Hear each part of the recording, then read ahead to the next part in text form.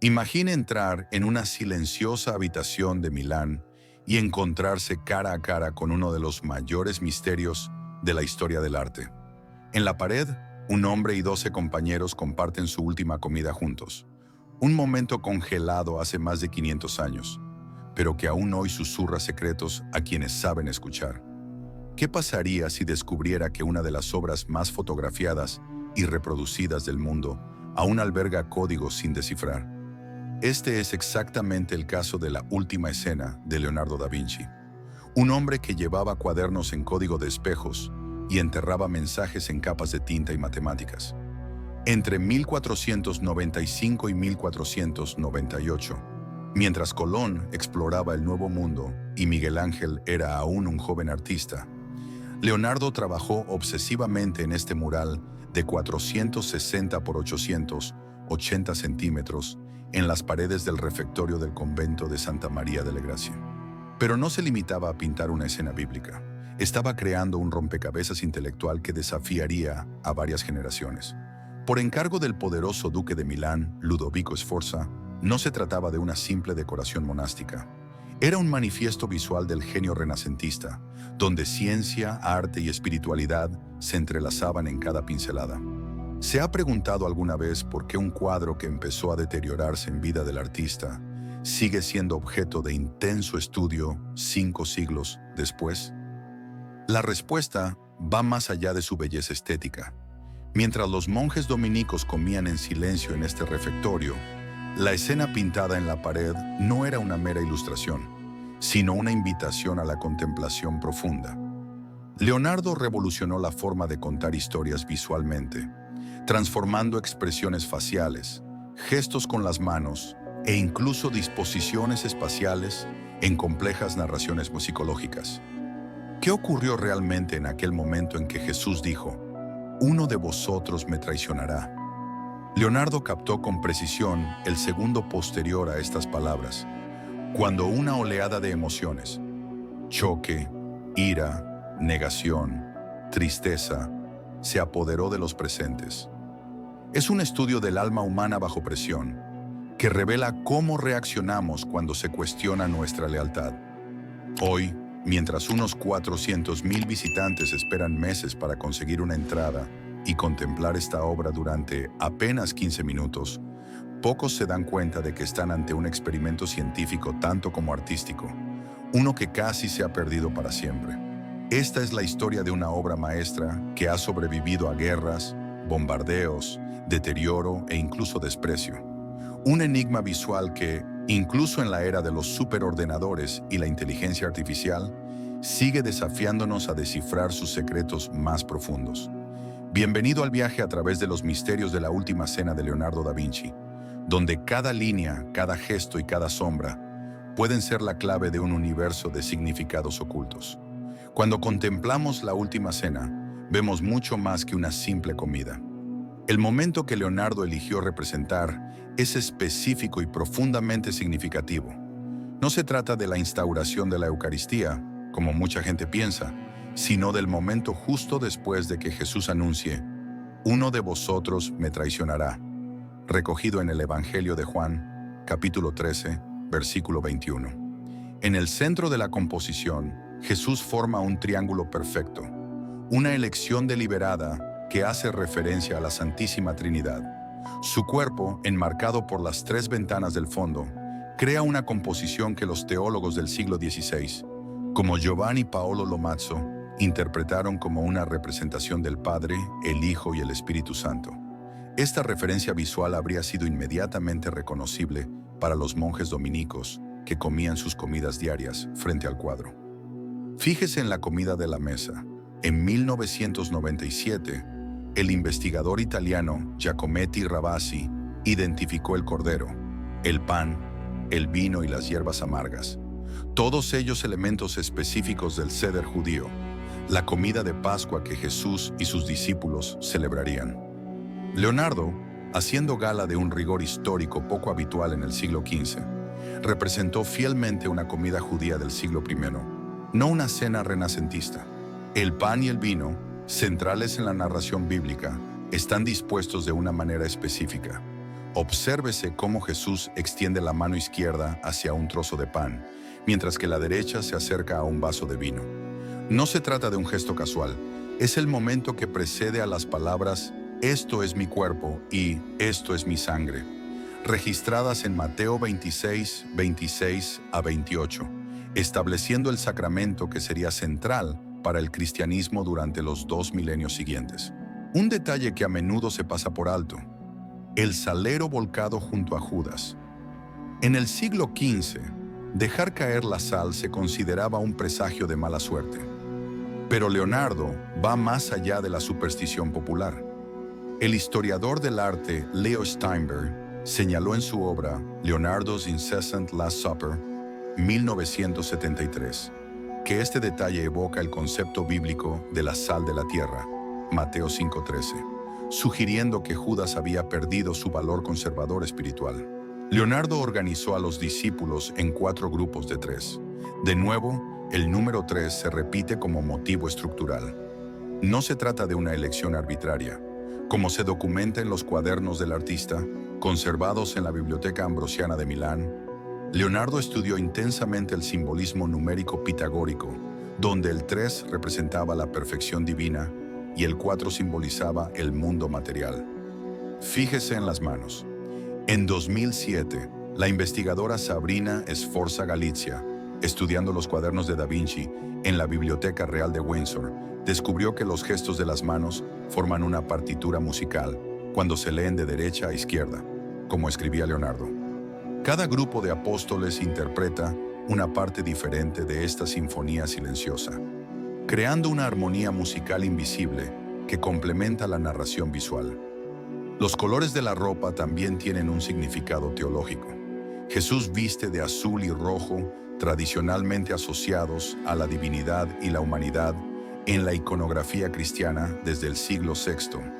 Judas, por su parte, el único apóstol sin aureola, en las 256 ilustraciones de la Biblia de Gutenberg, pinturas medievales anteriores, aparece aquí simplemente sumido en las sombras, una representación psicológica de la oscuridad espiritual, en lugar del estereotipo demonizado habitual en la época. Leonardo transformó un relato religioso familiar en un complejo estudio de la fe, la traición y la condición humana. No se trata solo de una ilustración bíblica, sino de una meditación visual sobre el momento en que lo divino y lo humano se encuentran en circunstancias extraordinarias. En la siguiente sección veremos cómo se construyó esta revolucionaria composición a través de la ciencia de la perspectiva, transformando para siempre la forma en que entendemos el espacio visual en el arte occidental. Si el simbolismo religioso es el alma de la última escena, su estructura es puro genio científico. Leonardo no era solo un artista, era un incansable investigador de la realidad, un hombre que diseccionaba cadáveres por la noche para comprender la anatomía humana durante el día. La revolución comienza con la perspectiva. Antes de Leonardo, artistas como Masaccio y Piero della Francesca ya experimentaban con la perspectiva lineal, pero Da Vinci llevó esta técnica a nuevas cotas. Utilizando un punto de fuga meticulosamente calculado, situado precisamente en la sien derecha de Cristo, creó un efecto que el historiador Kenneth Clark describió como una ventana a un espacio que parece continuar más allá de la pared. Esto no fue un accidente. Documentos descubiertos en la Biblioteca Nacional de Madrid en 1965 revelan que Leonardo pasó semanas calculando exactamente dónde colocar este punto de fuga en relación con la estatura media de un monje de pie en el refectorio. ¿El resultado? Cuando los dominicos entraban en la sala, la perspectiva se alineaba perfectamente con sus ojos, creando la ilusión de que el refectorio de Cristo era una extensión del propio espacio en el que se encontraban. Aquí Leonardo aplicó los conocimientos de óptica desarrollados en sus investigaciones documentadas en el Codex Atlanticus. La profesora Mariolina Olivari, conservadora del Museo de la Ciencia de Milán, explicó en 2018 que esta técnica era revolucionaria porque transformaba la experiencia del observador de pasiva a activa. No te limitas a ver la escena, estás presente en ella. Igualmente innovador fue su enfoque técnico. Rechazando el fresco tradicional, que requería un trabajo rápido sobre yeso húmedo, Leonardo optó por una técnica experimental, una mezcla de temple y óleo sobre yeso sellado. Esta elección le permitió hacer algo sin precedentes: revisar y perfeccionar detalles durante meses, buscando la perfección. Esta libertad técnica dio lugar a expresiones faciales con una profundidad psicológica nunca vista en el arte occidental. El biógrafo Walter Isaacson documentó cómo Leonardo estudiaba a la gente en los mercados de Milán, dibujando sus reacciones ante noticias impactantes. Cada rostro de la última escena es un estudio completo de las emociones humanas, un catálogo visual de respuestas psicológicas que se anticipó en siglos a los estudios modernos de las expresiones universales. Fíjese en los gestos. Leonardo se dio cuenta de algo que los neurocientíficos no confirmarían hasta el siglo XX. Nos comunicamos tanto con las manos como con las palabras. En 1992, en la Universidad de Parma, los investigadores descubrieron las neuronas espejo que explican por qué nos afectan los gestos de los demás. Leonardo lo intuyó 5 siglos antes, creando una coreografía de manos que comunica narraciones completas. La iluminación de la obra es otra proeza científica. Leonardo estudió meticulosamente la interacción de la luz con las distintas superficies y documentó sus observaciones en sus tratados de óptica. Creó 3 fuentes de luz distintas. La principal procede de las ventanas situadas detrás de Cristo. Una secundaria procedente de la izquierda ilumina los detalles.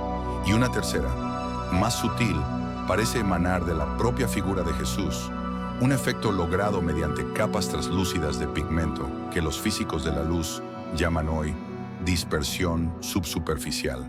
Las matemáticas impregnan toda la composición. Utilizando el compás y la regla documentados en su tratado de pintura, Leonardo incorporó la proporción áurea, aproximadamente 1:1,1618, en elementos clave.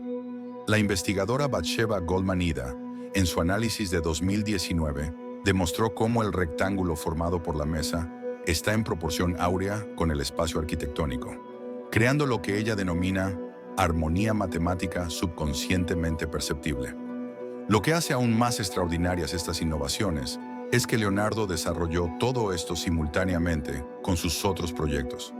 Entre 1495 y 1498, mientras trabajaba en la última escena, también diseñó helicópteros conceptuales, sistemas hidráulicos y detallados estudios anatómicos del corazón humano.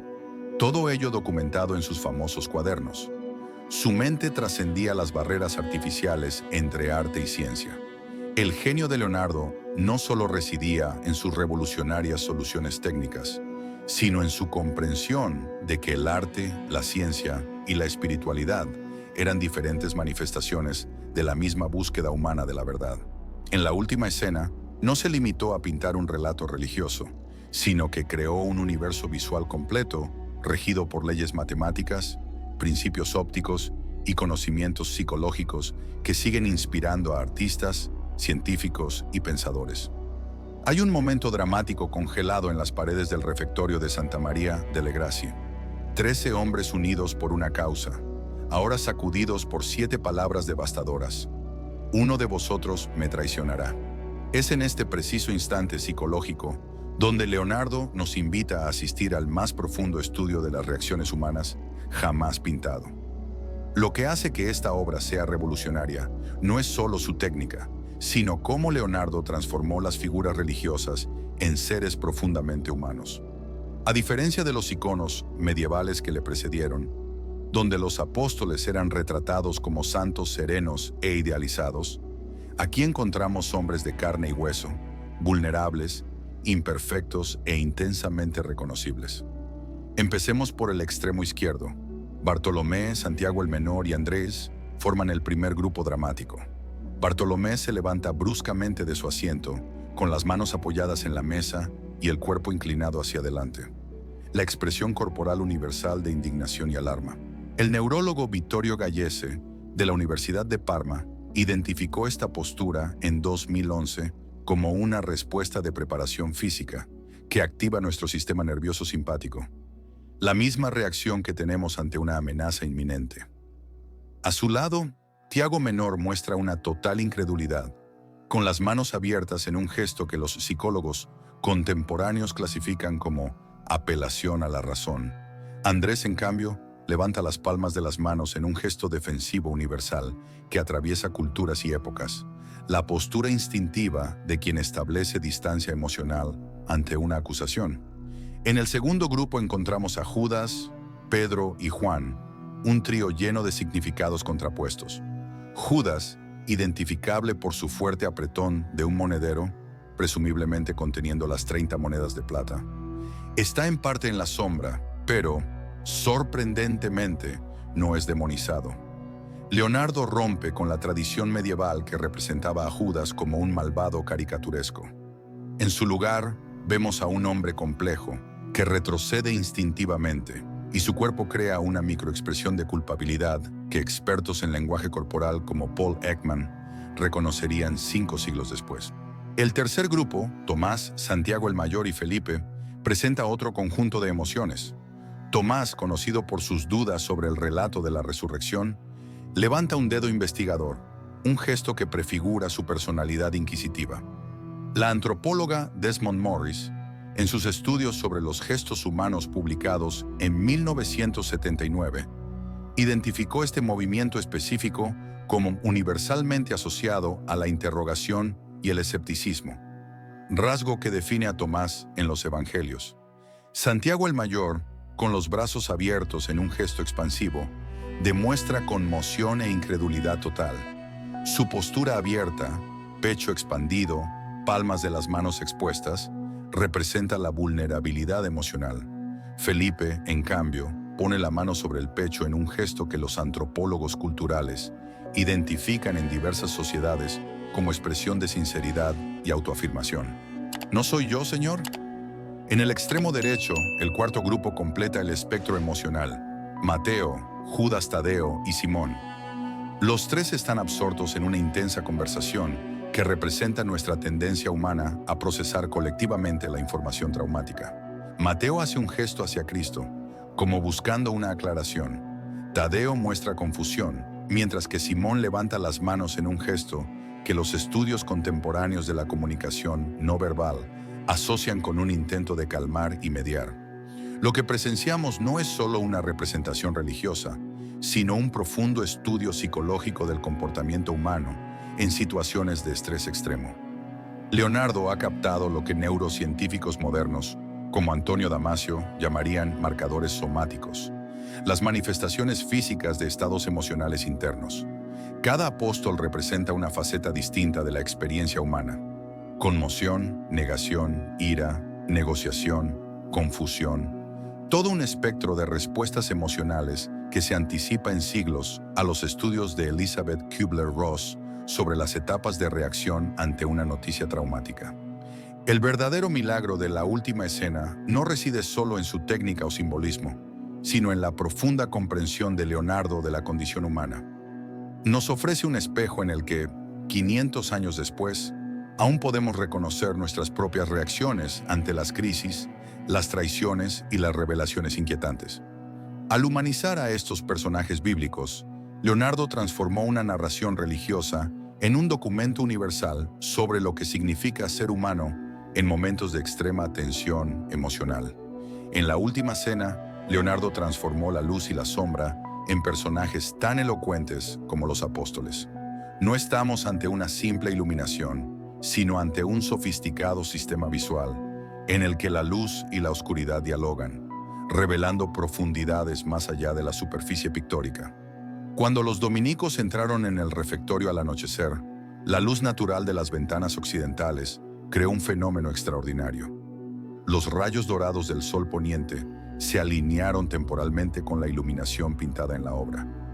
No fue un accidente, sino una meticulosa planificación. El experto en restauración, Pietro Marani, documentó en 1997 cómo Leonardo estudió los patrones de luz de la sala durante meses antes de comenzar la pintura. Obsérvese cómo Cristo emerge de la luminosidad. 3 ventanas detrás de su figura forman una especie de halo arquitectónico, envolviéndole en luz natural. Leonardo empleó aquí el concepto que más tarde se llamaría contraluz, una técnica en la que el sujeto se coloca contra una fuente de luz, creando un contorno brillante. Este efecto crea una paradoja visual.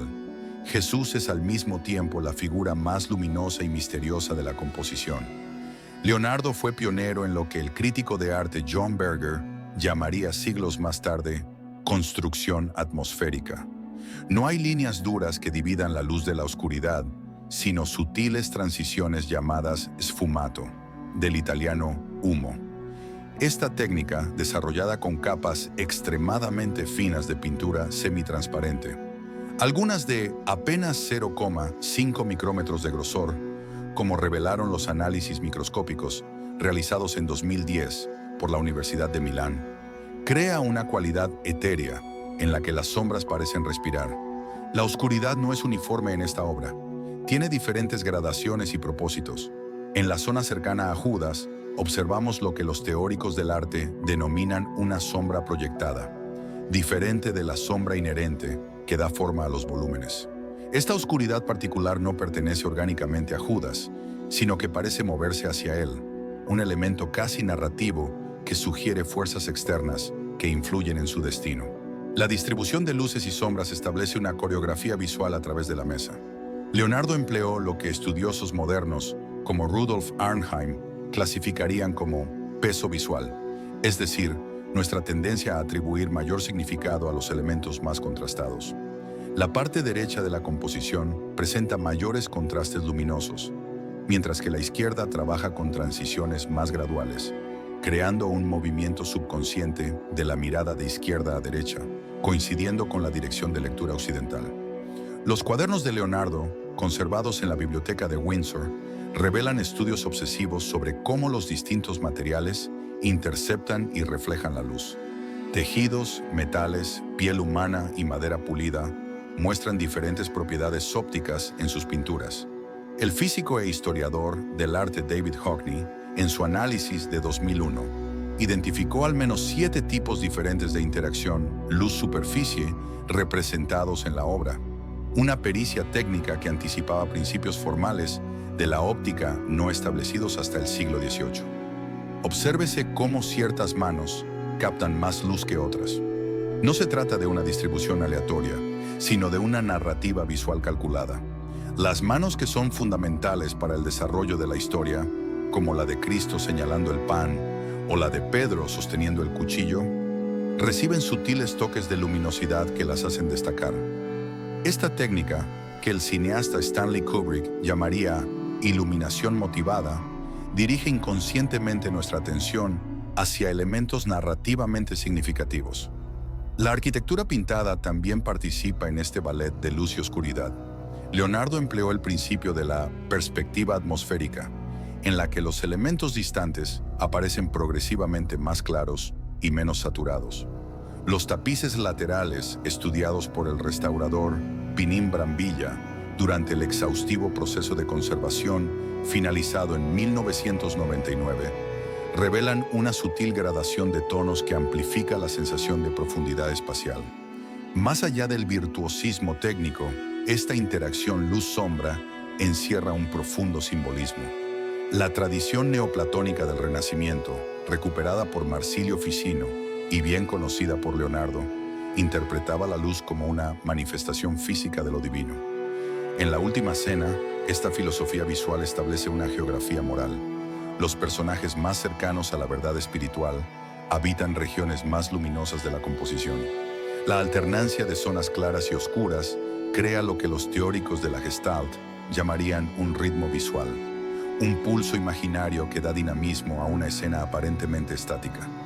Esta cadencia visual, habitual en las composiciones musicales, pero rara vez lograda en la pintura antes de Leonardo, establece una dimensión temporal dentro de la imagen fija, sugiriendo un movimiento congelado. La maestría de Leonardo en la manipulación de la luz y la sombra trasciende el mero virtuosismo técnico.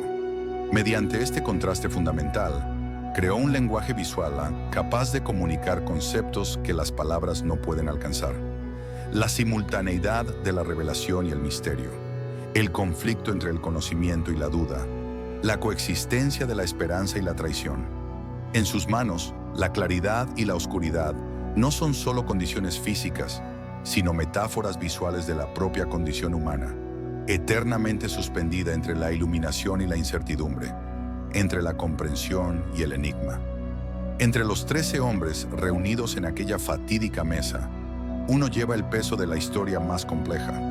En la interpretación de Leonardo, Judas Iscariote no es un villano caricaturesco, sino un estudio de los difusos límites entre la lealtad y la traición, el determinismo y el libre albedrío, la condena y la posibilidad de redención. En contra de la tradición pictórica medieval que le precedió, Leonardo situó a Judas en el mismo lado de la mesa que los demás apóstoles.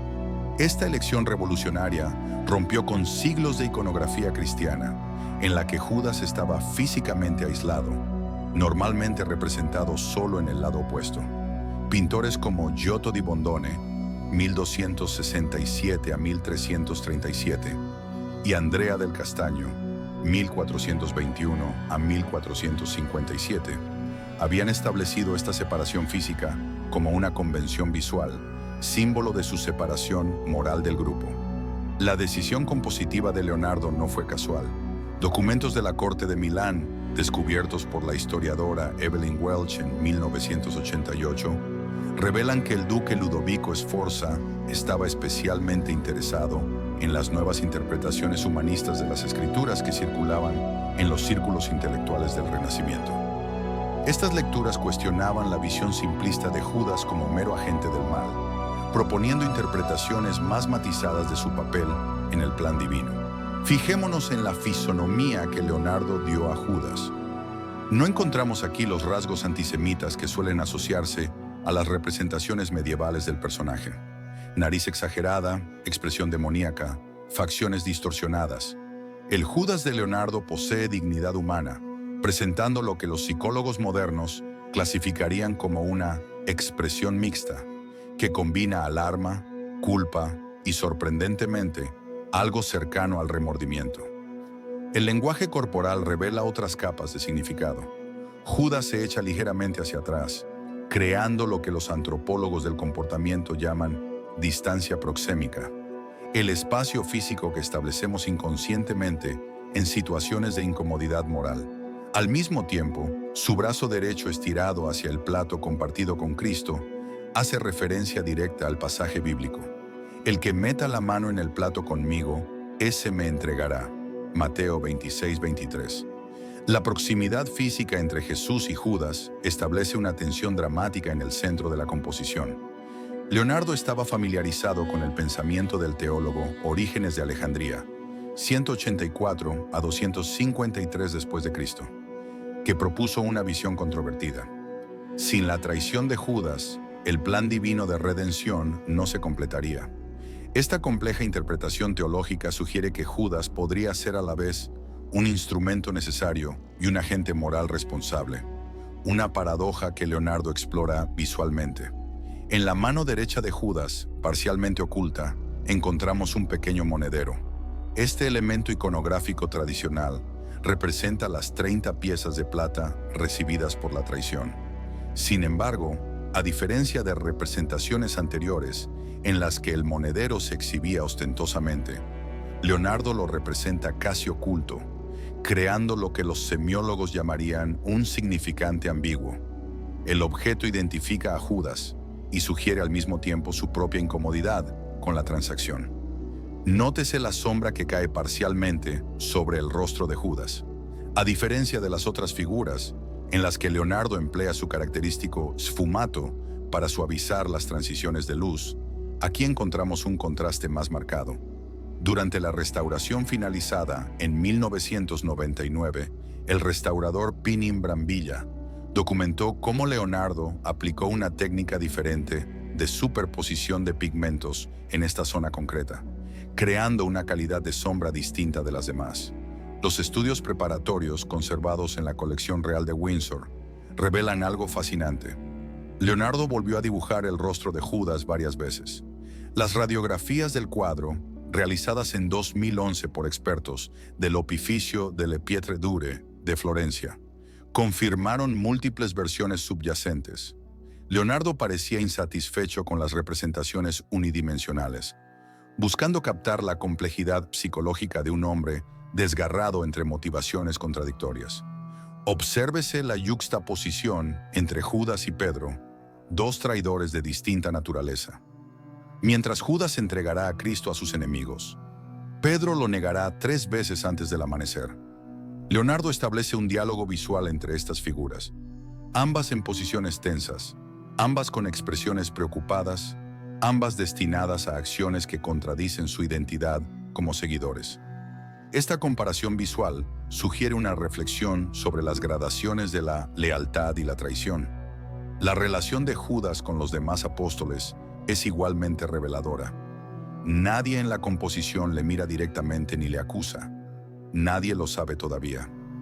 Este momento de suspensión, en el que el traidor solo es conocido por Cristo y por él mismo, crea lo que los dramaturgos llamarían ironía dramática. Nosotros, los observadores, sabemos lo que los participantes en la escena aún ignoran. Leonardo nos ofrece un Judas profundamente humano, ni monstruo ni santo, sino un hombre atrapado en la intersección de elecciones personales y designios mayores. 5 siglos antes que la psicología moderna, el artista intuyó la complejidad de las motivaciones humanas, negándose a reducir a Judas a un estereotipo simplista. En esta matizada representación, Leonardo nos invita a cuestionar nuestros propios límites internos entre la lealtad y la traición, nuestras capacidades simultáneas para la más alta fidelidad y la más profunda ruptura de la confianza. Han pasado 5 siglos desde que Leonardo diera sus últimas pinceladas en aquel muro milanés. Emperadores y papas han surgido y han caído. Las guerras mundiales han redibujado los mapas. Las revoluciones tecnológicas han transformado las civilizaciones. Y sin embargo, aquel momento congelado en el refectorio dominico sigue capturándonos, desafiándonos y conmoviéndonos. La Última Cena trasciende su condición de obra religiosa para convertirse en un documento sobre la propia humanidad. En sus 460 centímetros de alto por 880 de ancho, Leonardo consiguió comprimir un universo completo de la experiencia humana, de lo más sublime a lo más inquietante, de la fe inquebrantable a la duda corrosiva. Hoy, cuando visitantes de todas las culturas y creencias esperan en colas que dan la vuelta a la manzana sus 15 minutos en presencia de esta obra, somos testigos de algo extraordinario.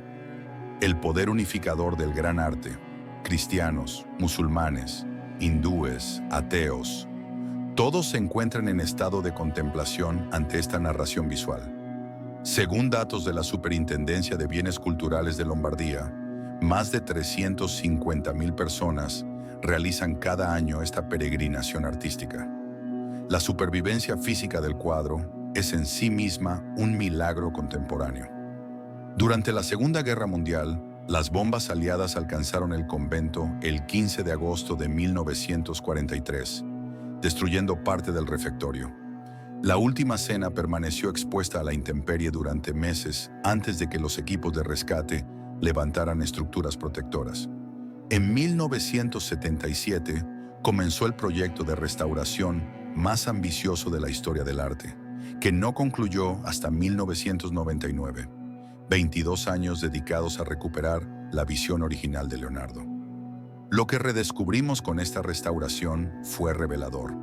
Colores más vibrantes de lo que habíamos imaginado, detalles arquitectónicos que habían desaparecido bajo capas de hollín e intervenciones anteriores, expresiones faciales con matices psicológicos que habían permanecido ocultos durante siglos. El restaurador jefe, Pinín Brambilla, comparó el proceso con quitar los velos de un rostro que intentaba respirar de nuevo. La influencia de esta obra trasciende los museos y los libros de historia del arte. Cineastas como Andrei Tarkovsky y Stanley Kubrick han estudiado su composición visual. Los neurocientíficos investigan cómo su estructura activa regiones específicas del cerebro humano. Los expertos en inteligencia artificial analizan sus patrones matemáticos. La Última Cena se ha convertido en una matriz cultural que sigue generando nuevas interpretaciones y aplicaciones. De la parodia en Los Simpson a la reinterpretación feminista de la fotógrafa Renee Cox en 1996, de la cita directa en Matrix a la reconfiguración en la publicidad global, Esta imagen sigue conformando nuestra gramática visual colectiva. Como observó la crítica cultural Susan Sontag, algunas imágenes se convierten en parte de nuestro aparato perceptivo, alterando permanentemente cómo procesamos lo visible. Sin embargo, el verdadero legado de Leonardo no reside en sus influencias posteriores, sino en la propia obra. Consiguió lo que pocos artistas logran: materializar lo invisible. En esa pared no solo vemos 13 hombres en una mesa, sino conflictos morales universales, tensiones psicológicas eternas, el antiguo choque entre idealismo y pragmatismo. Leonardo eligió no representar el momento de la institución de la Eucaristía, sino el momento en que Jesús dice: «Uno de vosotros me traicionará». Esta elección deliberada nos enfrenta a la fragilidad de las relaciones humanas, a la inevitabilidad de la decepción, a la paradoja entre el conocimiento divino y el libre albedrío humano. 5 siglos después, seguimos sin tener respuestas definitivas a estas preguntas fundamentales. La grandeza última de la Última Cena reside precisamente en esto. No da respuestas, sino que renueva las preguntas. Cada generación encuentra en esta imagen sus propias inquietudes, reconoce sus propios dilemas, vislumbra sus propios sueños y temores. Leonardo no se limitó a pintar un episodio histórico-religioso del pasado. Creó un espejo en el que seguimos reconociéndonos, con nuestras capacidades simultáneas de traición y lealtad, de duda y fe, de destrucción y creación. Si este viaje a través de la obra maestra de Da Vinci ha despertado su curiosidad por los misterios del arte y la condición humana, no deje que este sea nuestro último encuentro. Suscríbase ahora a nuestro canal para seguir explorando las obras que han definido nuestra civilización y dado forma a nuestra comprensión de lo que significa ser humano. Active las notificaciones para ser el primero en recibir nuestras próximas inmersiones en obras maestras que siguen desafiándonos e inspirándonos, siglos después de su creación. Como nos enseñó Leonardo, el verdadero conocimiento nunca es estático. Es una búsqueda constante de nuevas perspectivas, nuevas capas de significado, nuevos territorios de comprensión. Únase a nosotros en esta exploración continua de los mayores logros del espíritu humano.